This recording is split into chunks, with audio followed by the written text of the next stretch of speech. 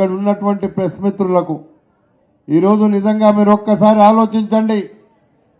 కాంగ్రెస్ ప్రభుత్వం రాకముందు గడిచిన 9 సంవత్సరాలు ఈ రాష్ట్రాన్ని అధోగతి పాలు చేసినటువంటి ప్రభుత్వాన్ని దించి మా ప్రభుత్వాన్ని తీసుకొచ్చినటువంటి మీ అందరినీ నిజంగా హృదయపూర్వకంగా అభినందిస్తున్నా. ఆ రోజు పెద్దలు ఈనాటి ఉప ముఖ్యమంత్రి ఈ రోడ్లన్నీ కూడా తిరిగి మీ సమస్యలన్నీ అడిగిండు. అందుకే నేను ఈరోజు అన్నా మీరు ఇక్కడ రావాలి, మొట్టమొదటిగా ఉప ముఖ్యమంత్రిగా ఈ ప్రజాపాలన కార్యక్రమానికి రమ్మని అడగగానే అబ్దుల్లాపూర్ మెట్ మండలానికి మన పెద్దలు వచ్చిండ్రు.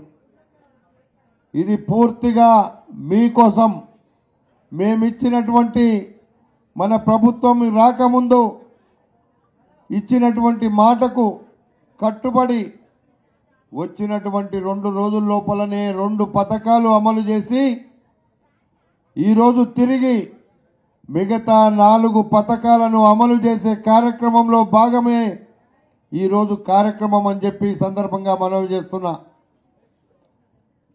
అందుకే కాంగ్రెస్ పార్టీ మాట ఇస్తే పేద ప్రజలకు మాట తప్పేది లేదు అనేటువంటి దానికి ఈ కార్యక్రమం నిదర్శనం.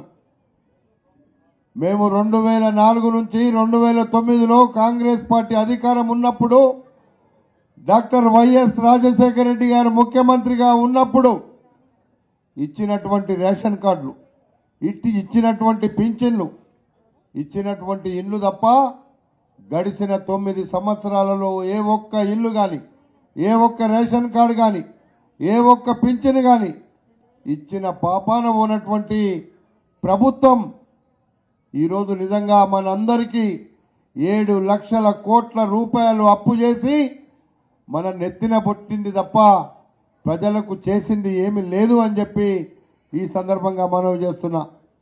అందుకే ఆనాడు మన ఉప ముఖ్యమంత్రి గారు రాష్ట్రమంతా కూడా ఆదిలాబాద్ నుంచి ఖమ్మం వరకు పాదయాత్ర చేసి ప్రజా సమస్యలు తెలుసుకొని ఆ సమస్యల పరిష్కారంలో భాగంగానే ఈ యొక్క ప్రజా పరిపాలన ప్రజల కోసం మేము ఏమి చేయాలని ఆలోచన చేసిన తర్వాతనే ఈ పథకాలను ఈరోజు ఒక ఉప ముఖ్యమంత్రిగా ప్రారంభిస్తున్నారని చెప్పి కూడా ఈ సందర్భంగా మీకు మనవి చేస్తున్నా.